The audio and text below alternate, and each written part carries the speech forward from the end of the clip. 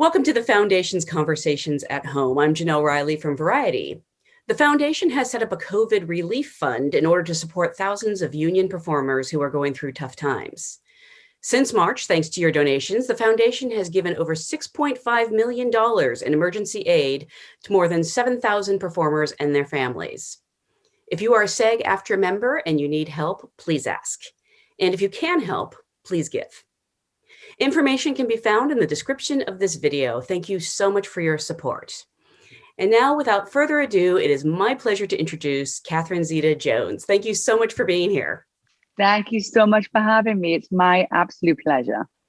This is an audience of SAG-AFTRA actors who primarily watch these. So I actually like to go back to the beginning and ask, how did you get your SAG card? And I know this might be strange because you started, obviously, not in America. Yeah. Well, first of all, before I jump in, I'd just like to say thank you to SAG-AFTRA for everything you've done for us and continued support and looking out for us actors.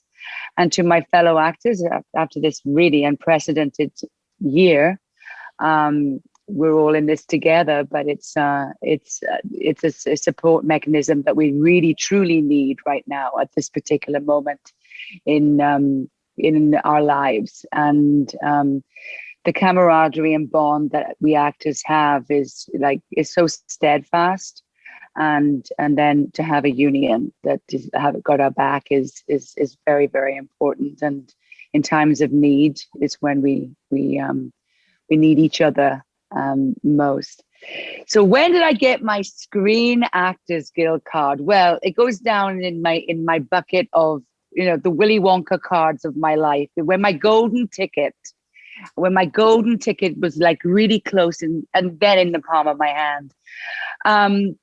I started off being an actor, professional actor in the theater when I was 9 years old. So when I say that my love of actors goes beyond just my craft, it's genuinely like family to me, because my earliest years were with actors, surrounded by actors, and it was a place of creativity. There was a place of comfort, and a place that was the grassroots of what I became and who I am today. And so I started off in the West End of London in the musical Annie, and I had a child equity card for the theatre, and that was a golden ticket moment. And then from a child actor to a grown-up actor, I needed to get my, adult equity card. And so that happened. That was another golden ticket moment. And then I had a career that went from being in very big West End shows, playing the lead in a musical when I was 17 in 42nd Street, in fact, for 2 years, 8 shows a week, to getting my first break in television after doing a few pieces of work in France.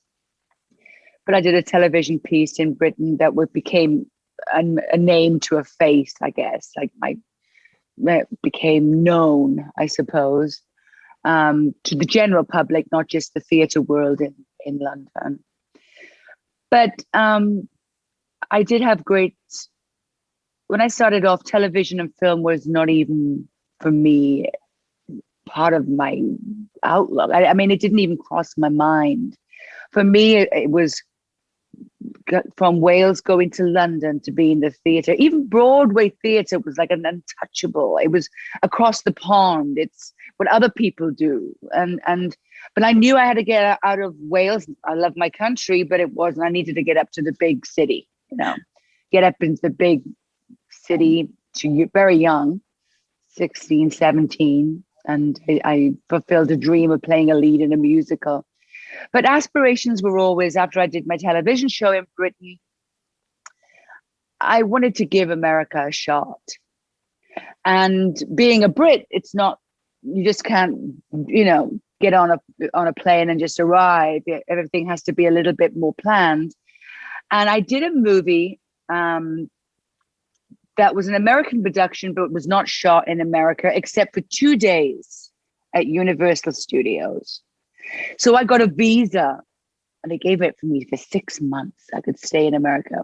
So I didn't, but I did my piece of work, went back home, And I kept looking at this visa in my passport going tick tock, tick tock, tick tock, tick tock.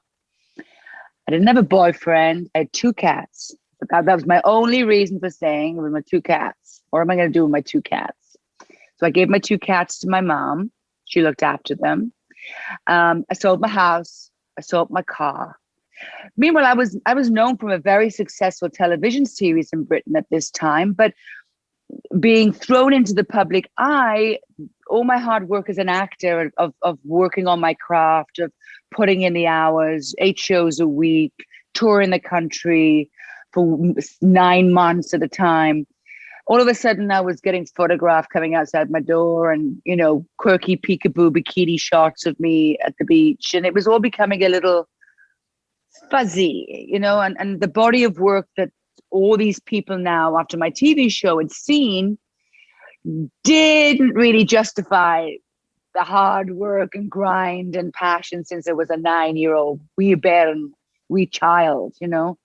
And I could see it going off into celebrity world, you know, becoming a little light and fluffy and a little, you know, who's she dating? You know, it happens, but it was not happening at the right time for me. And so, not to reinvent myself, but I knew that this was on the cards. I wanted to give it a shot. And if it didn't work out, I'd be fine. I had a lovely career in Britain.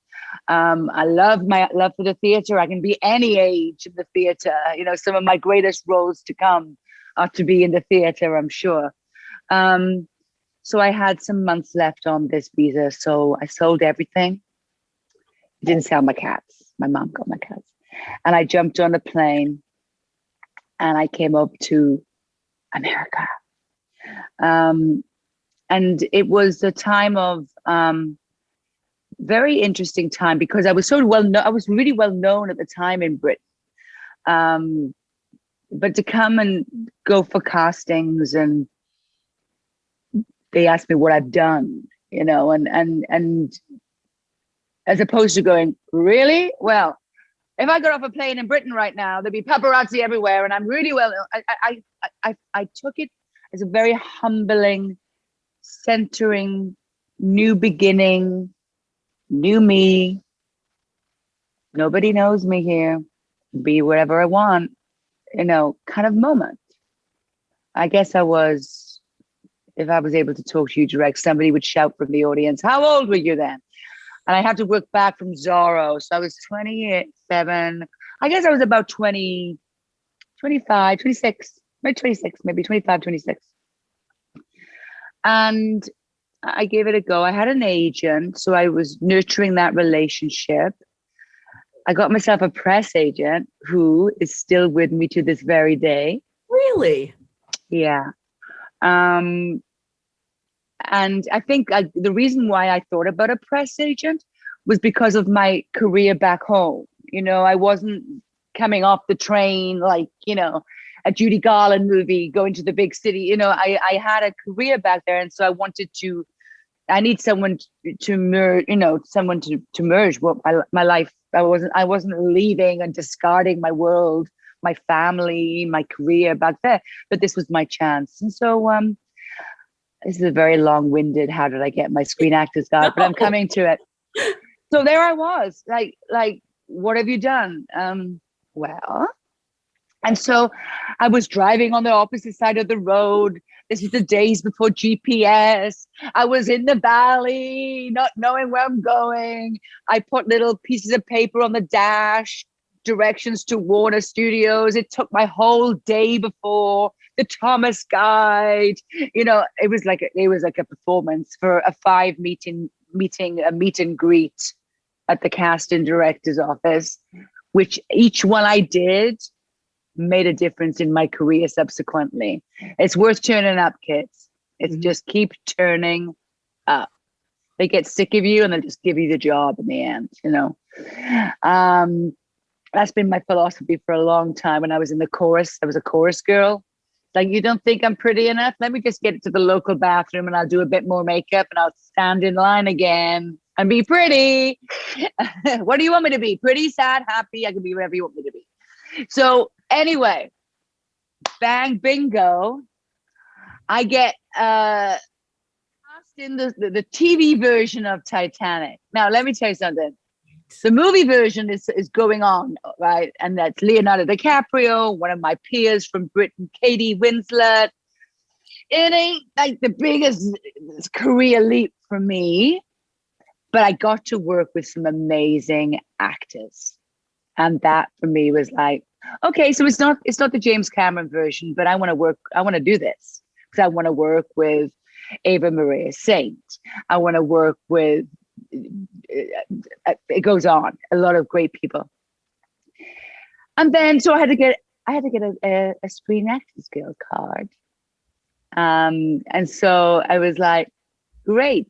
So I was helped along because of my work in Britain and, you know, sponsors and all that stuff. I had to go, I think the offices were on Wilshire Boulevard at that point or somewhere down there. Still are. They still are? Yeah, there I was on Wilshire Boulevard going to the SAG-AFTRA. And then I filled out the card, and I remember in equity days of my time joining Actors Equity in Britain, an old school actor said to me, darling, when they ask you what special skills you have, say everything, right? And so I remember standing with the pen, like going, and I don't tell you what to do this, but I was like, what can I do? Well, I can dance, I can sing, I can ice skate, I can't ice skate, I can't horse ride, surfing, anything that I could possibly be. It was like, I don't surf. But I thought, I know that if I needed to do it, I could learn to do it. So that just justifies the fact that I'm an actor willing. You know, sword fighting, I hadn't done Zorro then, but I could certainly sword fight as far as my Screen Actors Guild credentials go. So that's how I got my Screen Actors Guild card. And I remember feeling very, very, remember read all the paperwork about it. And I felt very kind of belonging into the community then, you know, and also very happy about all the, you know, the support mechanism that one has as an actor with being part of such a great union. And so that was it. And then that particular talk about keep turning up, kids, you know, that TV version of Titanic was seen on a Sunday night airing time by Steven Spielberg, who invited me to screen test with a plethora of fabulous other women down in Mexico for a new movie he was producing called Zorro, The Mask of Zorro. So it's just, you know, it was my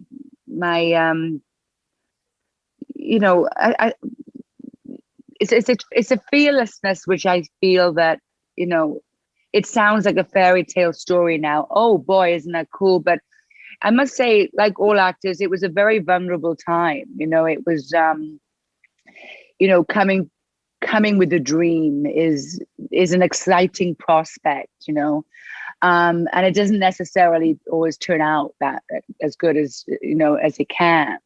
But I think that the fundamentals that we have as actors is that fire in our belly of a craft and a love of what you do. I mean, I say I get very well, you know, compensated for something that I would absolutely be doing for nothing, because I love it. I love to watch it. I love to be part of it. I love the world. I love the community. I love the history, that what we can create. And but it's the craft that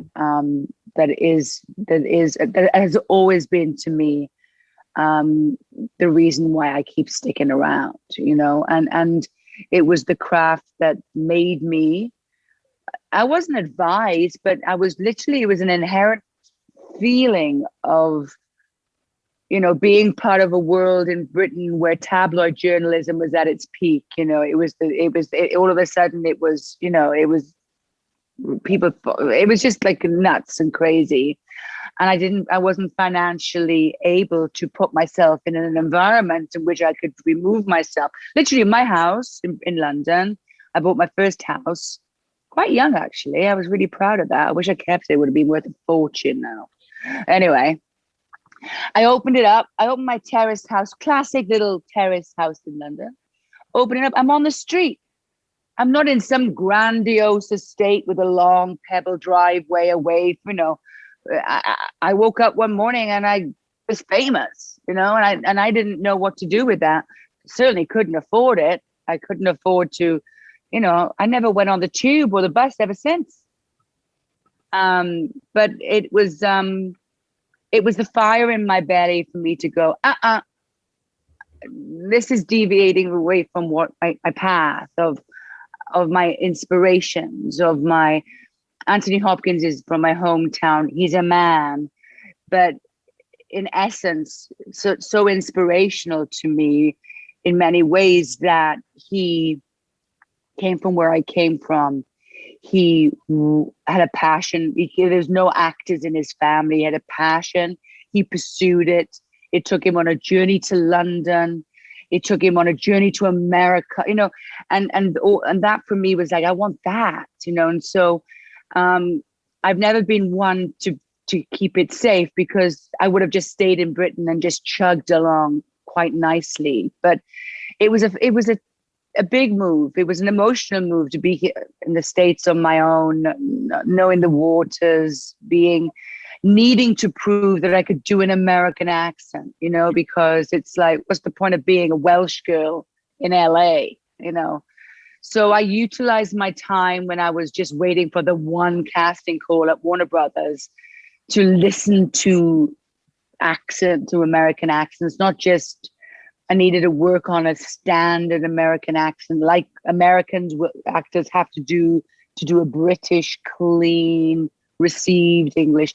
And then I worked on regional accents in America, because as a British actress, I had to be able to do so many different regional accents, hide my Welsh accent, do the Queen's English, do Scottish, do Irish, do Northern, do Southern, And so I wanted to use my time to do that in America, but I was scared, I kind of had in the back of my mind, I was like, do I go back home to Wales and Britain, and not Britain, but to London with the tail between my legs? Like, oops, didn't really work out for me there.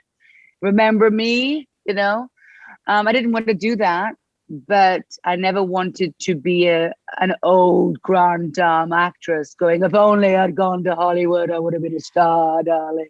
It's like, if you're not in it, you got to be in it to win it, right? And so I wanted to immerse myself in a culture too, even America is, from European, there's this body language. And I never went to drama school, is one of the things that I wish I had, solely to concentrate on the classics, because I've had to do my own working on the classics, on Shakespeare, Chekhov, Ibsen. So I've been a kind of an observer of good work. Every time, even to this day, when I work with actors, I always take something from them. I always learn something from them. And so I wanted to immerse myself and use my time wisely. And I wanted it to work. And I still have it, I guess. I have a very healthy ambition, I have a vulnerability that I hardly show, but to overcome that, I try to throw myself into things and take fearless moves and not be whipped up in the failure of it all, which seems to get progressively worse as an actor as you get older. I have to say, it's like when I was young, I was like, wow, it wasn't that I didn't care what people thought. It was just a fearlessness of walking into a room or getting onto a stage or throwing yourself in. There's a wonderful naivety that I always try and keep grasp of, because I speak myself personally, but it seems the more you do and the more you get renowned or known, the more you go, and now I feel like, a little subconscious, because what do they expect? And so like any actor, like any person, like any woman, like any, we've all have our insecurities, but I know that when I'm around good people, in my business, I feel safe and I feel at my most comfortable. So once I got my SAG card, once I got into that world, once I started to meet people and feeling like I was part of a community, I'd go and I'd listen to, people speak at SAG. I'd go and, Really, you'd go and listen to Q&As like this? Yeah. No way. Turn up. Yeah. Yeah. We actually had to turn up. We weren't like sitting on our couch like that. No. Yeah. No. Yeah. No, I used to go and That's amazing. I had the flyers of everything, and so I used to go and listen to people speak, and that always inspired me. Always inspires me to hear other people's stories and other people's insecurities. Sure. Because we can all dream up a great fairy tale, especially if we're actors. We can really dream it up pretty big, and but we all have. I think what makes us actors is that we have a vulnerability. That there's a facade that is able to be dressed with a very, very soft center, and I think it's a common trait that we all have, and something that happens to us when we step on a stage and the lights go down and we're in another world, or we're in front of a camera and everyone says, "Shut the F up," rolling. And there's just a little center of peace that we all love. I mean, I love that. I love that so much. And even today, I'm working on Prodigal Son, working with one lovely actors, just a lovely team. But even today, I never lose it. I never lose that. When everyone has to just shut up, and it's our time. It's Jack Lemmon used to say it's magic hour, it's magic time. And it's like everything stops. Yeah. Jack Lemmon used to say that it's magic time. What happens with actors when it goes silent and still, and then we come out of our shells. It's so great to get to see you every week on Prodigal Son, because you joined the series as a regular in season 2. Were you a fan of the show going in? Did you know anything about it? I mean, it stars your fellow Welsh actor, Michael Sheen. I don't know if you knew each other. I assume that, all English and specifically Welsh actors hang out together. Well, listen to this. Well, first of all, I'm a regular. They say I'm a regular. I'm in 7 episodes, and I was as an actor. It was a fantastic. Before I get into the machine of it all, it was a fantastic exercise for me to take a character and only have this amount of space in which to create her, and the audience to know her, get to know her, be surprised by her, and that was one of the things why I took Prodigal Son. I've seen the show because of Michael Sheen. Is from my hometown. But I've never met Michael Sheen. My parents know Michael Sheen's parents. Michael Sheen has met my parents. I had never, ever. Half my friends are Michael Sheen's friends, but never the twain had crossed. Really? I know. It's one of those. Don't ask me. I don't know why that never happened. I left home with the same age. It was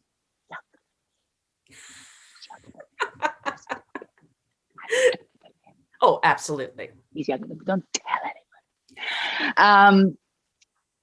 Same age. So all our friends are like, and really good friends, not people, but good friends.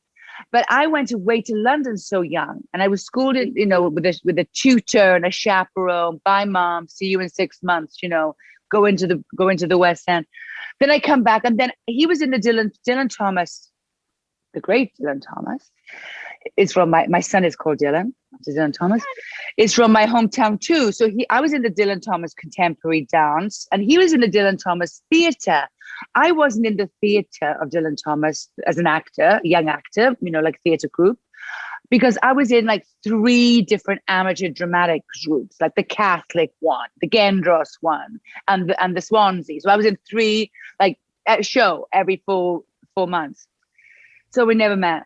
So I saw the show, liked the show a lot, but I watched the show because I wanted to see what Michael Sheen's doing. Because when I've watched him in some of all his stuff, I always love watching him.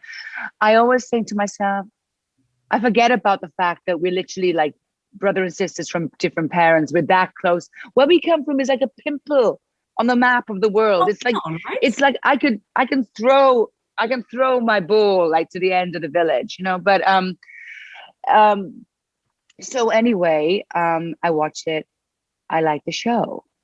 And I was like, before I even spoke to producers, I was like, I remember seeing the show going, I can't believe I've never met Michael Sheen. I can't. And as actors, I watched actors of all generations, even ones that have not even with us anymore, that have passed away, and got, oh, I'd like to have worked with him, or, oh, I feel like something would be good chemistry wise, or a connection with that actor. And Michael Sheen was one of those actors, not just because he's from my hometown, because it just. And so I get a call from my agent. And he said, have you seen Prodigal Son? I said, yeah. And I said to him, you know that Michael Sheen is from my hometown, right? And he said the same thing. Oh, you guys must know each other, which is, it's a small place. And I said, no, we don't. Everyone else around us knows each other, but not us. But he's one of those actors on my ever increasing bucket list. And what do they want me to play? It's like 7 episodes. So I spoke to the producers, who I adore, because we were trying to do something a while ago and it never worked out. So they pitched me a story about me playing a doctor. And I liked their pitch a lot. I liked the character arc a lot. I said, can you guarantee? Because all I saw was just like a script with like one scene of literally me, like 2 scenes in. And I said, this sounds a lot of fun for me. If I could take off my parachute and just jump into this, and kudos, they really took that path, my character arc, and I am thrilled with it. It's everything that you wouldn't expect really in a doctor. And what I was just referring to earlier was what was interesting, which I've never done before, even though I've done television in Britain. I did Feud, Betty and Joan here. And I've done, Titanic and Queen America. Queen America, which I love. Hilarious, yeah. I loved, and I wish people had seen it more, but they didn't. I knew script, like first word of the first script until the end, the way I approach a movie. I'd seen everything. I knew exactly what was going on.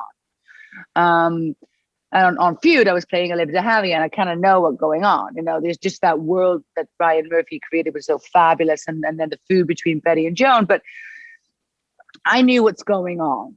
And with this, it was kind of a leap of faith of, all right. But I didn't, I was working on an episode, finishing an episode, and I hadn't read the script to the next episode.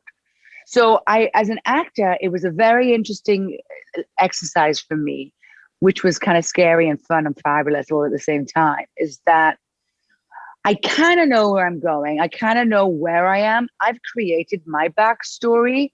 Now I have literally 21 sentences to start, getting the audience to come with me on this journey and trying to understand me. And it was ending an episode of keeping everything open, keeping my emotions all on the edge, keeping everything simmering, because come Monday morning when the script comes in, I want to be able to like pull all my triggers, so that character is solid, but she can go anyway. I love Prodigal Son because I kind of gravitate to the darker side of human nature. I just do. I love Prodigal Son because I genuinely love family dramas. And I think as a human race, we do. Warts and all. When you look at historic in television and film, the Godfather series is basically a family affair. It's a family story. You look at The Sopranos, it's a family story. You look at, Breaking Bad, it's a family story. I mean, it's those those families that are completely dysfunctional, which makes your dysfunctional family not so bad. Right, and exactly. it's something that you can relate to, because we all have a little darkness in the closets, and and there's something juicy because you're looking at something else's family, but it's not yours. And but so all those elements kind of drew me into this, but it was definitely to play Vivian Capshaw, a woman. Even the question I had to myself when I read the first 3 scenes of the script I was given, there were only 3 scenes of the script I was given. It was like, why is this woman here? Why is this woman doctor in the bowels of a psychiatric hospital with a serial killers and very dangerous sick men around? Was this a career choice? Me think not. Why is she there? And the storyline, for those who haven't seen Prodigal Son yet, is that Michael Sheen's character is a very famous doctor, the surgeon, renowned, the surgeon who's a serial killer and is incarcerated in this Claremont medical psychiatric prison hospital, whatever it's not a good place to be, shackled. And so it was really interesting, and of being able to have a woman who had a backstory of, she must have known who he was. Yeah. She must have. Was she taught by him? Did something go on between them? Was she shunned by him? Did he do wrong to her? Did he ignore her? What was it that made that job in the bowels of his hospital better because a serial killer doctor is in the room with her? Still waters run deep, she runs a lot deeper than her doctor, professional, controlled person. And after all this anticipation, what was it like when you finally got to meet Michael Sheen and share these scenes with him? Like I've known him all my life, like talk about, connected by blood and country and culture. I mean, it's, first of all, when I say cut, we go into like the strongest Welsh accents that we ever have. We like revert back to when we were in school, telling silly jokes. What about, and then we spend a lot of time going, did you hear about Zeta-Jones? No, how is she? Oh, she's fine. She's got 2 kids. Never. And so we break out of our accents, we break out of our characters and go back to, did you see Wales won the rugby on Sunday? Did you watch the rugby on Sunday? And then I'm a Formula One fan. So I'm trying to introduce him to Formula One. Yeah. You can't be Welsh without being a rugby fan, right? So right. The world stops when the rugby's on.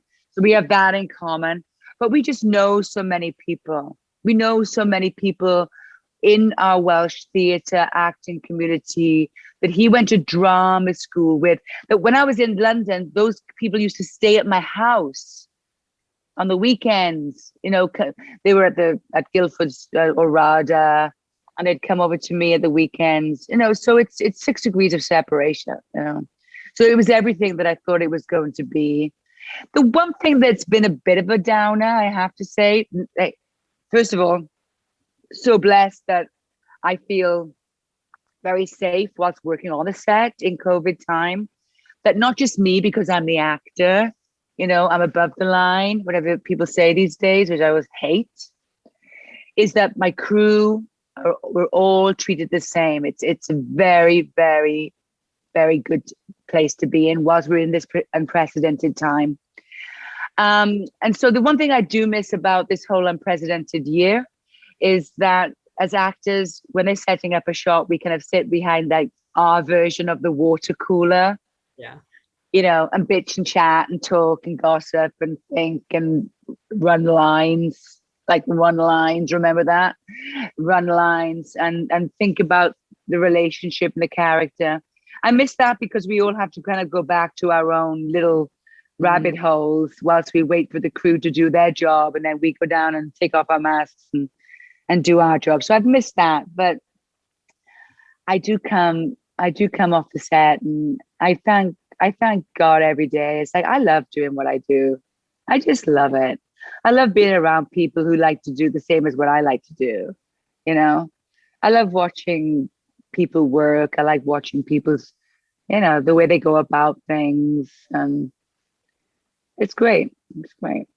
And it helps, I'm sure, because Prodigal Son it's actually a very funny show in its way, but it's a very dark show, like you said, and probably working with people, especially because you and Michael have so many intense scenes together, probably helps you decompress at the end of the day. And I don't know if you're the kind of actor who takes your work home with you, but I would think playing this character would be a little tough on the psyche. It's a little tough on the psyche. It's kind of good. I feel tired when I come home, and I think that's because the good and the bad, what I love about doing this broadcast television right now, and I've never done it either, is the immediacy of it. Mm-hmm. Like what's on, well, I know you guys are going to be watching this whenever you can click onto the app to watch this particular interview. But the way I'm shooting Prodigal Son right now, which I've never done, is that, I mean, it's coming out like now. I'm still in it. I'm still in this world. I'm still in Vivian Capshaw. I'm still in this thing. And it's getting out. Usually you have time to kind of decompress, read a few scripts, think about what you're going to do next to make a few bucks, my craft, maybe theater, whatever you want to do. And then you go back, then you revisit that world. I'm still in it. And I don't even know which way I'm going to play the final scene that my audience is going to see. I haven't chosen which way I'm going to do that yet. There's a few options, like with any piece of work. It can go this way, that way you can, So I haven't even had any closure to her yet. But so I'm definitely taking this home with me because I'm in it and it's out. I'm running and it's catching up, But I love that immediacy. I love that thrill of it happening kind of simultaneously. Maybe it's because I love live theater. I was brought up in live theater. If you're going to do it, you're prepared. It's the preparation makes great performance, because if you're prepared, you can go anywhere. It's like box. I always think about actors sometimes. Whether it's on live stage or whatever medium you want to do, TV, film, theater, is that we're like boxers. I always think of myself like as Sugar Ray Leonard or Muhammad Ali, the way they're just pouncing, they're able to move any way you want at any given moment, so you're like on the balls of your feet and you're just like, you can go anyway. And that's how I feel when I do this TV that's immediate, that's live theater. You never know what's going to happen. You never know what's going to come at you. And it's just to have all that just simmering. I always find that when I come back, it's not as necessarily that I bring my work home with me. If I'm doing an emotional scene on set, I'm usually just tired, I cry like a baby, I'm usually go to sleep really early because I get a headache and I'm tired. And that's usually what I do when I come home from, emotional scene. But I like this kind of everything simmering, working on all cylinders, and kind of, I don't know which way I'm going to play that, because it's kind of ambiguous the way it's written, right? So until I get really closer to my final scene, which is going to be in a few weeks, I have a little conversation with our writers, who are fabulous collaborators with us actors. There's I don't know whether I was just lucky, but because I've never really worked with like a group of actors, the pieces of work with writers, the work usually is from one writer or a rewrite and then the writer. I've never done a piece of work that has like a room of writers who will collaborate and then and I must say it's been and they're all in LA and we're on the East Coast, and I know I can pick up the phone to the writer and not say, I don't like your script, I don't like the scene. I can say, what do you mean when you wrote that? Because I'm sure that I'm missing something that you probably, there may be something in there that I'm missing that I just want you to just clear up for me. And as actors, we don't usually get, the sense, the opportunity to do that. And I must say, now that I'm 51 years old, I think I have a right to be able to do that. I'd be too scared. I can't call the writers. It seems shit. Well, they probably enjoy it. No, I always like to rewrite and go, would you mind if I say this? No, but these writers have been very collaborating with me, and because I spoke to Michael about it too, because this is the second season. This has been a long road for him on it. And I like that, because as an actor, there's so many ways of doing it. And if a good writer has something on the page that you're going, before you throw it out with the bathwater, let's just figure out what he wants or she wants or had in mind in that very, And then sometimes the writer will go, oh, I don't know, that's a typo. I didn't mean to say that. All the thought you put into it. Love that. Really? I thought that was the catalyst of the change. And that was from an old draft. You can just delete that. I love that. 2 weeks of me. I cannot wait to see where the character goes. I cannot wait to see what you do next. I want to thank you so much for being here today, sharing thank you all, fellow actors. Thank you for watching at home. Thanks, Jenelle. Thank you so much, everybody.